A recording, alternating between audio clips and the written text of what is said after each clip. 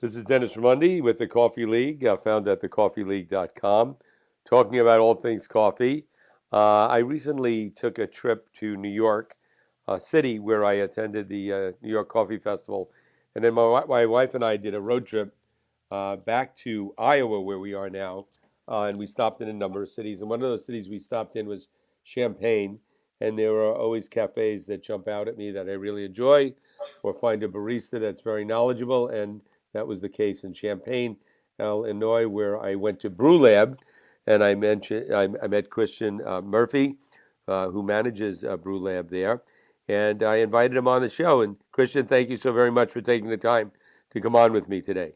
Yeah, thanks, Dennis. Thanks for the kind words. I really appreciate it. Yeah, it's by the way, if you're in Champaign or in the area, stop there. It's a great cafe, and Christian is very knowledgeable, and I'm sure there's other people that are knowledgeable as well. It's a well-run cafe with Thank, thank you. top-notch coffee. Uh, what got you into when and how did you get into coffee? I kind of got into coffee just as like a suburban kid. Just kind of started going to Starbucks in Where high were you living school. at the time? Were you living in Champaign? No, I grew up in Arlington Heights, Illinois, Okay. which is just a suburb of Chicago. But then started getting more interested in it and just like literally Googled best coffee in Chicago. So found Intelligentsia, went there, got an espresso, and it just like really opened my eyes to what coffee could be. How many And years ago was that? this was probably 7 or 8 years now, Okay. because this was probably my junior or senior year of high school. Okay. And then just I found out about counterculture and started going to all of their cuppings whenever I could. And that just kind of sparked my love of coffee and like my gateway into kind of like specialty coffee. Right now, counterculture at the time, and by the way, I had Peter Giuliano in my podcast, one of the founders of counterculture. Great roaster. Peter is now on the Specialty Coffee Association for the United States and Europe. Tremendous guy and very hmm knowledgeable. Where was counterculture having cuppings? Were they having them in Chicago? Yeah, that's where I was going. It's in like the West Loop. They have one of their training centers. They have a training center. They don't have a cafe in Chicago, do they? No, they don't. They've just got their little headquarters. Uh-huh. And then what was your first job in coffee? My first true kind of job in coffee was actually in college. It was a place called Cafe Paradiso. They served intelligentsia, and just kind of got a job there because I wanted to start working in coffee. Oh, that was in what town? Where was that? That was in Urbana, because I went to the University of Illinois for my undergrad, Now, and Champaign then or Urbana, is that one in the same city? yeah, they're kind Okay. of twin cities. Right. I've There's been to Cafe Paradiso. I believe they also serve food there. Is that right? yeah, Yeah. they're like a full kind of Yeah. restaurant I deal. can't say that I remember, but my home is in Fairfield, Iowa, where I hmm don't spend much time anymore. I'm here just a few months a year. But my favorite cafe here, and run and owned and operated by a friend of mine, Steve Giacomini, is Cafe Paradiso, Oh and wow. they're also a roaster. And yeah, so and if you want to see my interview or listen to my interview with Steve, he's on the podcast list here. But Yeah, that'd be anyway, really so funny that because I'm yeah, sure there get some crossover posts right. just because of the similar names. No doubt. Now, what were you doing when you were a barista? What were you trained as initially? Yeah, I was kind of I kind of got hired there because people knew me in town as being a coffee person, and I had friends who worked there. So I kind of came in there and tried to just change how they did things a little bit and just make it a little bit more focused on like drink quality instead of just kind of because they're a little bit higher volume of a shop. Right. And so I tried to implement some quality when I Now, was there as well. when you went in there at that time, were they selling their own roast, or were they selling another product? They're full intelligentsia. Okay, so they're full blast intelligentsia, and I would hmm think my understanding, whether it's intelligentsia or Stumptown or counterculture or Onyx or any of the big roasters, they have certain Hart out of Portland. I would Mhm. imagine they have certain requirements of those who sell their product, Yeah. We didn't. We've gotten some support. There wasn't much when I was there. right? We I don't think we ever truly had anyone come down. And what was the market like? What was the clientele like? Were people pretty knowledgeable of specialty coffee at that time, or Uh, was it something new to the area? that shop never really they use a specialty product, but they never kind of pushed the ideas of specialty coffee. Okay, So there was like a single pour over option, but it was kind of just labeled on the menu as a pour over, and then the whatever bean it was just kind of chosen at random at the right, time. This was years ago. right. Now, Um, I'm one question I would have is an issue that comes up for me when I visit cafes. I always like and favor the independent cafes. I know there's a lot of consolidation going on now, and a lot mhm. of Blue Bottle was just purchased by Nestle's, and Intelligentsia Stumptown, they were purchased by Pete's, which was Yeah, then and Pete's was then purchased by this giant conglomerate out of Germany. They yeah. still have very good quality, and they Hmm. still work. But one of the advantages of the big outfits like Blue Bottle is they have a very specific training program for their baristas, so there's some consistency there. With some of the independents, I notice I'll go into a place and I'll have a great experience. I'll send somebody there and they'll have not such a great experience. And what it always comes down to is some baristas are trained properly and some are not. Uh, where you are at Brewlab, what's it like, and what was it like when you worked for Cafe Paradiso in Urbana, Illinois? At Brewlab, we're a bit smaller of a staff, Yeah. so it's a lot easier. Hmm.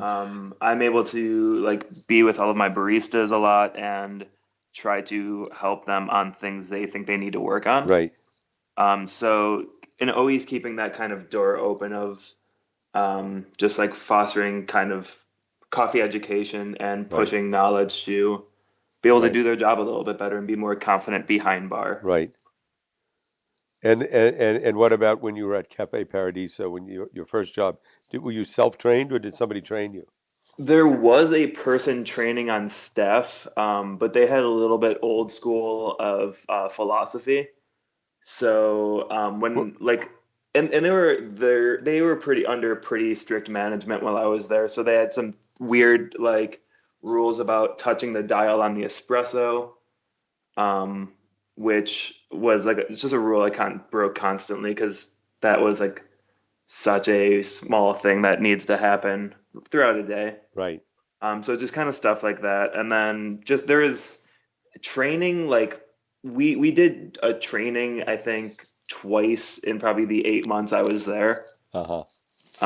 But that was an interesting experience. This was again years and years ago, and they've since really hired like a manager that knows what he's doing, and their quality has like skyrocketed recently. Right. Right. So this is years ago.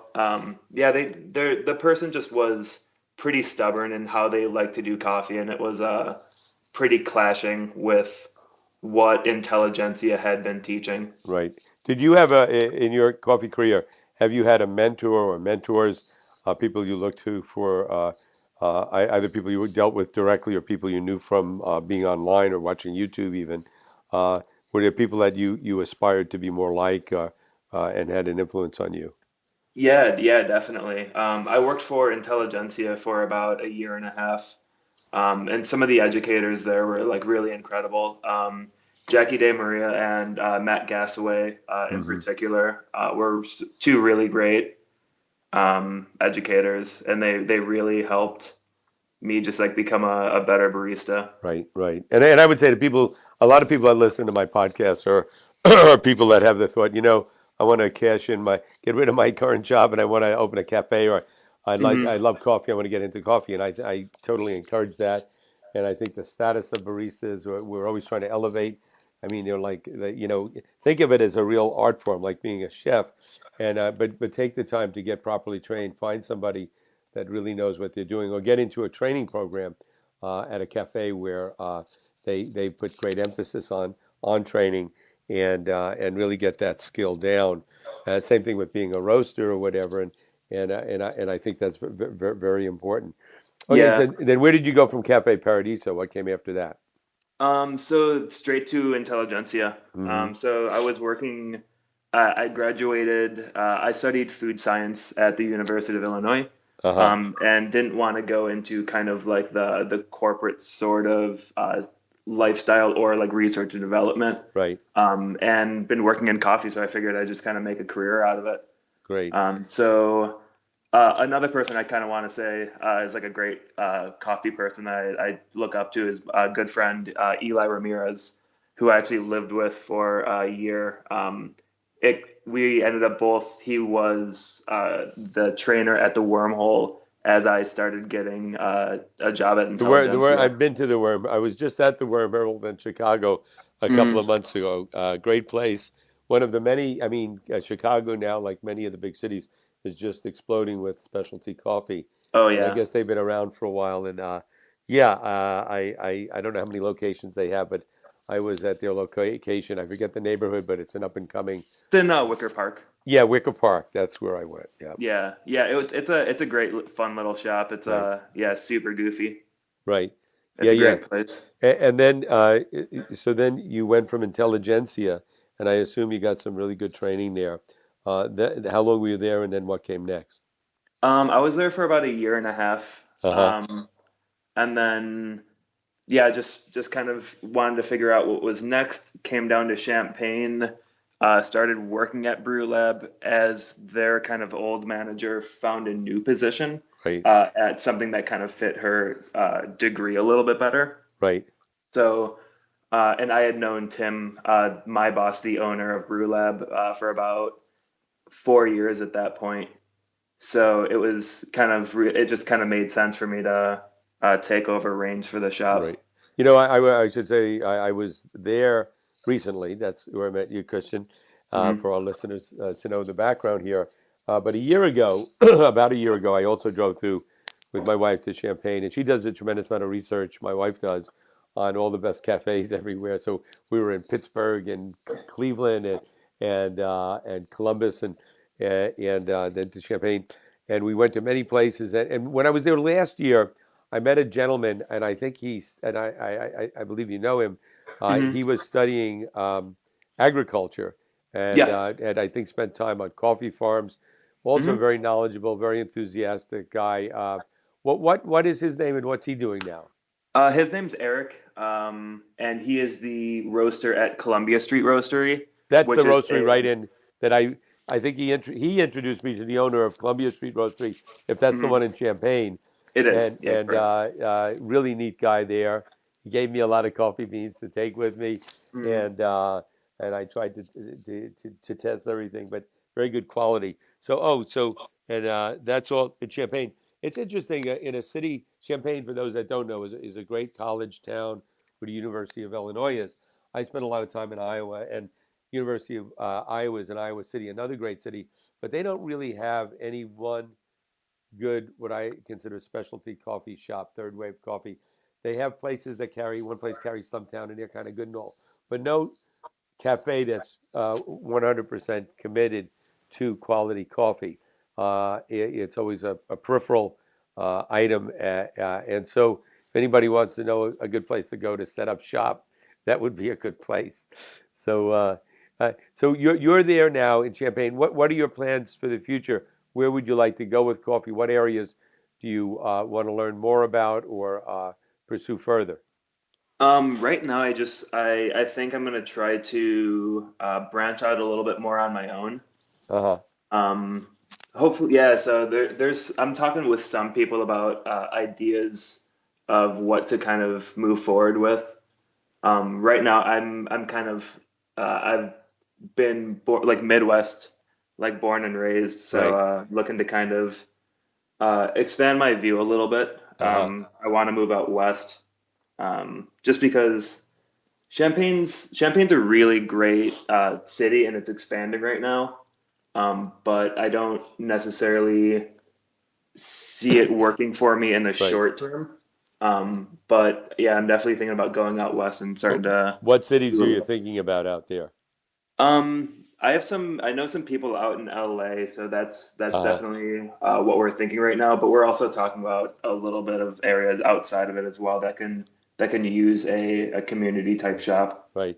I think there's opportunity there, but what I know about it, I know like San Francisco, Seattle, Portland, the markets are fairly saturated. They're really they're way ahead of LA in terms of the onset and development of specialty coffee, which is good Yeah. for you if you're going to LA because I think places are popping up all the time. Hmm. But probably I would guess more opportunity for somebody starting something new in that area. And I think if you're good and you're committed to what you're doing, there's always room for a new restaurant, a new cafe, Yeah.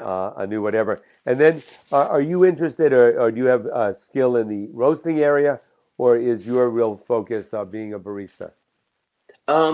Being a barista is kind of a smaller part of my just general love of food and like drinks. Right, So genuinely, I would see myself like my kind of career path, like my goals would be to diversify a little bit beyond coffee. uh Like huh, the idea of a cafe like cocktail bar. right, It's one of those things it's been tried so many times, and it's definitely worked a few. But I think that has a lot of room to kind of grow right. Yeah, because and I there's. had somebody on recently from New York. He's a manager at Irving Farms, the Mhm. Third Avenue location, and he's like you, a young guy in coffee wants to expand. And he was saying that he said just from a business perspective, a coffee shop does their business say from 8 to 4, but he said you're renting the space, you might as well use that space from 4 to midnight.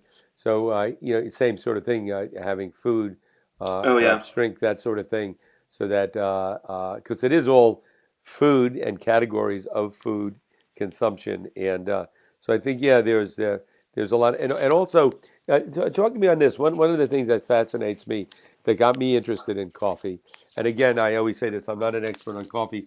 I'm a Hmm. journalist that covers coffee, and I've Yeah. experienced a lot and I've learned a lot, but I really have no strong expertise in any area. But one of the areas that does fascinate me, and that is coffee culture, and a Hmm. cafe as being a focal point for a community.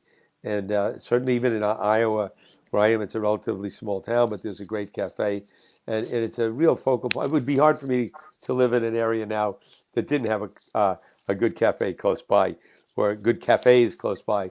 And I spend a Hmm. lot of time in Sweden and in Scandinavia. My wife is from there, where coffee culture is very, very strong. What type of culture would you like to develop in a cafe or cafe slash restaurant that you might have? I mean, definitely just open. Yeah. Um, that's a big thing. I just want like to give good service to anyone who can walk in. Um, that there's a lot of people who don't feel welcome in places right now, and it's hard to think of like anything else to kind of focus on. Is not like just helping those who need a space just to be themselves, be a little bit Right, more free. right. It's interesting. I interviewed Dale Harris recently this last year, and he's the current world barista champ. He's out of London, and Hmm. one of the points he made was, one of the most important roles of a barista is to educate people. He said, you may get 10 customers, and nine may be in a hurry and just want to get their coffee and leave. But if there's one in 10 that really wants to know more, he said he felt that barista's job was to have the enthusiasm and the knowledge and feel the responsibility to answer their questions, educate them, engage them. And would you agree with that? Oh yeah. One of my favorite parts for working at Intelligentsia was I worked at the Millennium Park location, which has an interesting store Is layout. that on Randolph Street? Yeah, that is. I've been here, one of my favorite spots. Yeah, go ahead. Yeah. So right when you walk in, the brew bar is kind of the first thing you see. And they're always like sitting, someone doing like three pour overs, and then there's bar seating right in front of there. Right. So that's a great spot where if you want to sit down and talk about a coffee, that's a great opportunity. Right. And the amount of conversations, the amount of just like great things that happened over that counter, like m- gave me like it opened my eyes to like what coffee truly is. It's not about this like bean water we hand over. It's Right. about the conversation. It's everything Right. beyond it, Right. Well, that really one of makes the it things that special. got me into, I was doing a lot of politics on my radio show and all, and now I have a few podcasts. And one of the things that got me into coffee is politics tends to divide people. Coffee really brings people together. Oh yeah. It's much more than the bean and the brew. It's about everything that surrounds it, and it's a little bit different from country to country, from place to place, but it's something that really brings people together. Allows for conversation. And in a lot of places like Sweden, like Portland, Oregon, where they get these longer, rainier winters, it becomes very important for people to have the opportunity to go to some place to escape the dreariness and to interact or think. So yeah, for sure. Uh, Mhm. yeah, by the way, Intelligentsia, there's a bunch of them in Chicago, but the Randolph Street one I'm very familiar with, and then there's one in Plum Market, which is in Old Town. So anybody going to Chicago, definitely recommend those places.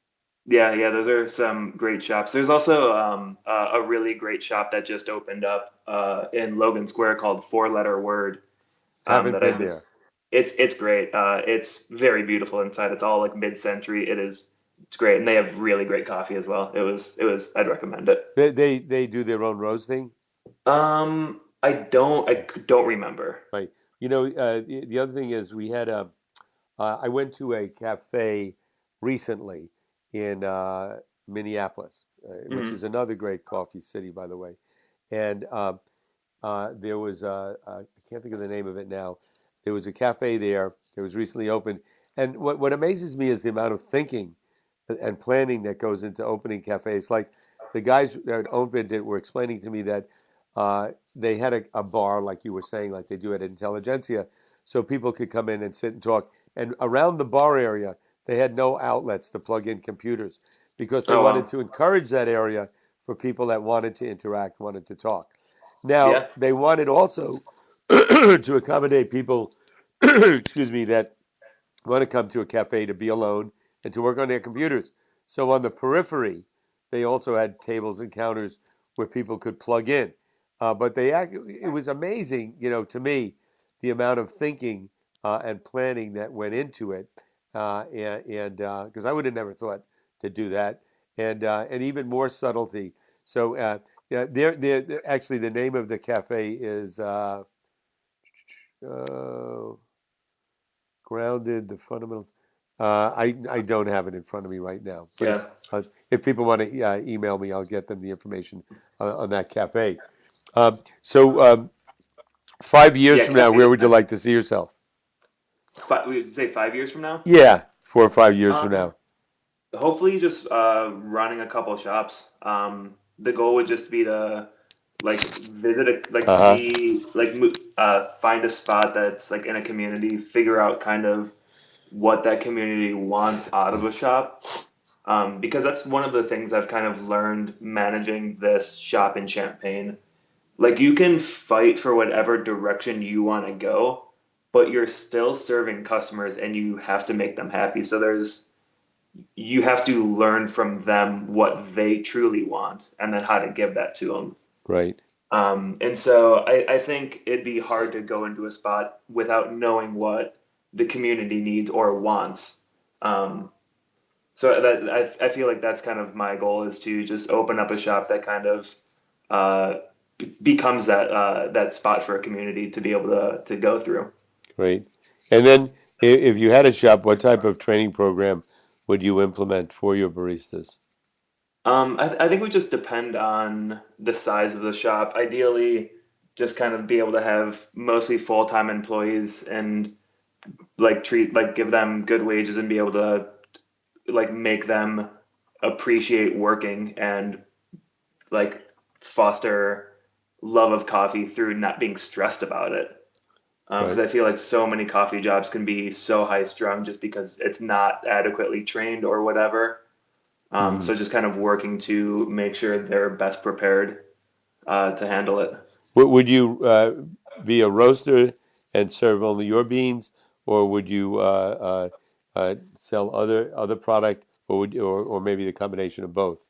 I think ideally starting out, probably just use someone else's. Right. Just go. I mean, I feel like I'm such like a counterculture loyalist at this point. Like Right. they've fostered a lot of my education and my Right. love of it. So I'd probably try to stick with them, and they've just been great working with us with their training programs, and use that kind of use their education systems to um, like boost my own staff. Great. Well, good luck to you. And I Yeah, think thank you're you. at coffee at a very good time.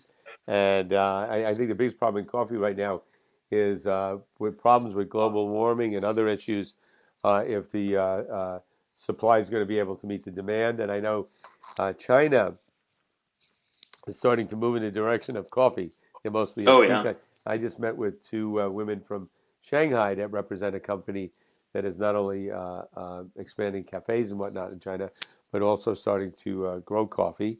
Although I Yeah. don't know that the climate there is optimal for that, but there are a lot of challenges going forward. But there are people dealing with them, and I think um, coffee in the end will prevail and succeed, and the knowledge and sophistication of coffee will continue to grow, and the consumer will become more sophisticated, and the quality will continue to go up. And any final words you'd like to share with our listeners?